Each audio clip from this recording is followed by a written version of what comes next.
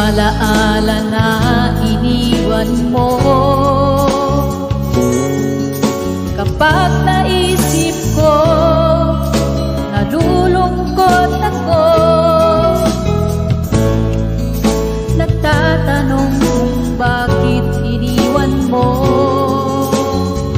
Bakit tayo'y nagkalayo? Alaala ng ating mga nakaraan.